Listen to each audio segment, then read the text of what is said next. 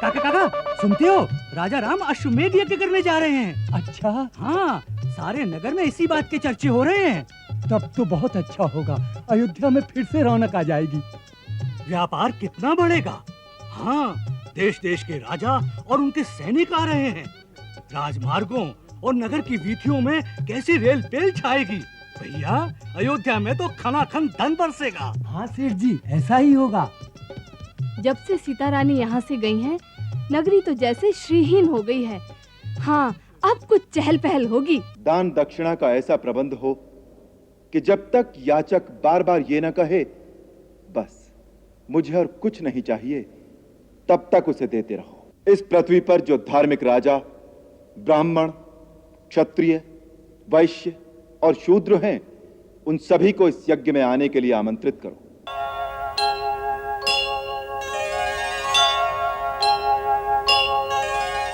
यह यज्ञ ऐसा होना चाहिए जैसा इंद्र, वरुण और चंद्रमा के यहां भी ना हुआ हो। दान दक्षिणा का ऐसा प्रबंध हो कि जब तक याचक बार बार ये ना कहे बस मुझे और कुछ नहीं चाहिए, तब तक उसे देते रहो। जो आज्ञा महाराज। अरे सुमंत्र। जी महाराज।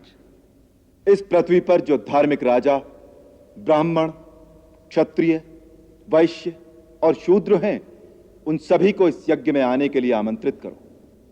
हमारे राज्य से जो धर्मनिष्ठ ब्राह्मण दूसरे राज्यों में चले गए हैं, उन्हें और समस्त तपोधन ऋषियों तथा अन्य अन्य राज्यों में रहने वाले समस्त ब्रह्म ऋषियों को भी आमंत्रित कीजिए। जो आज्ञा महाराज। शत्रुघ्न को शीघ्र आने के लिए संदेश भेजो, यहां बहुत काम है। जो आज्ञा। भरत, उत्तर पश्चिम में मामा कैकेय राज को आमंत्रित करने के लिए अपने पुत्र राजकुमार तक्ष को भेजो। जो आज्ञा महाराज।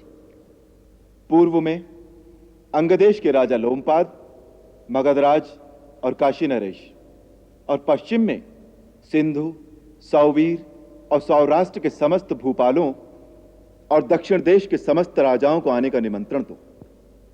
महाराज सुग्रीव, अंगद, नल नील, जामवंत और हनुमान को शीघ्र आने का संदेश भेजो।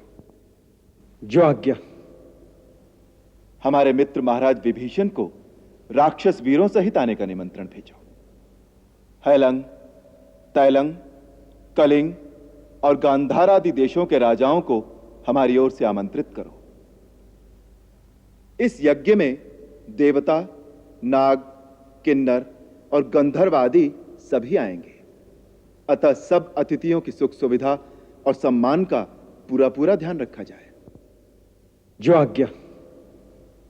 आध्यात्म की परम विभूतियों विश्वामित्र, अत्रि, गौतम, पुलत्स्य, भार्गव, च्यवन, अगस्त्य, जमदग्नि, पराशर, कश्यप, दुर्वासा, भरद्वाज और महर्षि वाल्मीकि को बुलाने के लिए विशेष दूत भेजे जाएं। आर्य सुमंत्र। जी महाराज।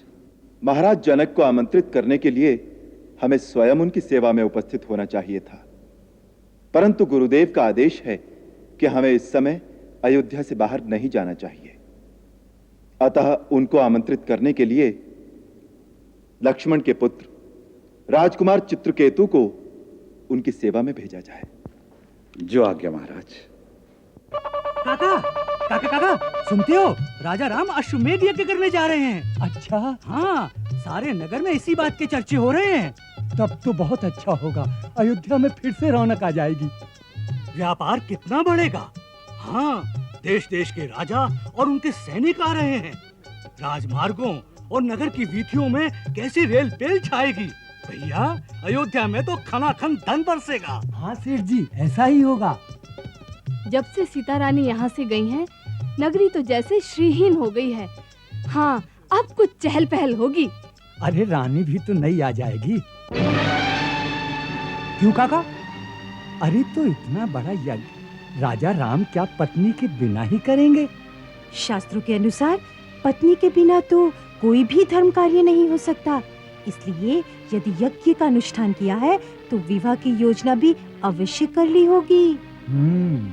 हमारे महाराज राम के आगे तो सारा संसार सर झुकाता है।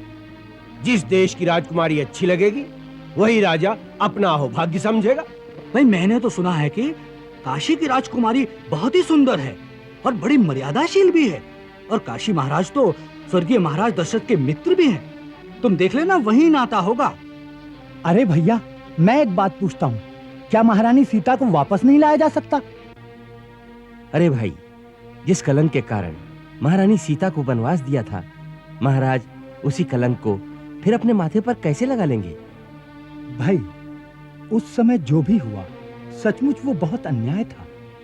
हो सकता है अन्याय ही हुआ, परंतु उन दिनों उस अन्याय के विरुद्ध कोई नहीं बोला, और जब उस समय कुछ नहीं बोला तो अब बातें करने से क्या लाभ? क्योंकि यदि वो अन्याय था तो आज भी उस अन्याय को बदला जा सकता है। बदलकर क्या करेंगे? रानी सीता जीवित ही कहाँ होगी?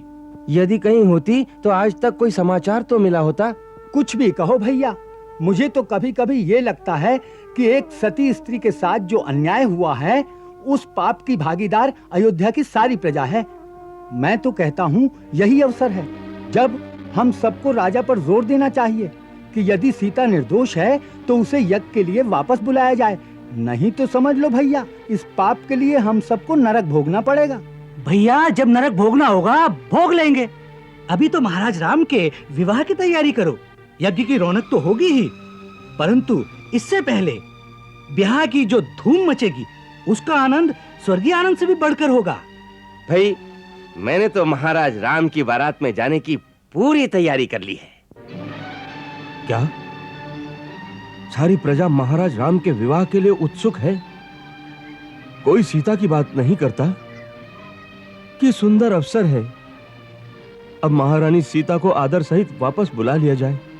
गुरुदेव, चौराहे वाले मंदिर के बाहर एक व्यक्ति बार बार यही बात कह रहा था कि सीता जैसी पवित्र नारी पर जो अन्याय हुआ है उस पाप की भागीदार अयोध्या की सारी प्रजा है।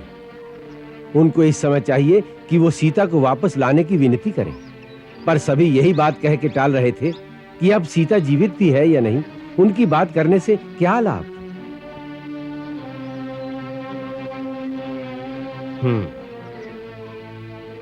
और इससे अतिरिक्त नगर के क्या समाचार हैं? गुरुदेव, नगर में मैं जहां जहां भी गया हर जगह केवल यज्ञ और विवाह की बात ही हो रही थी।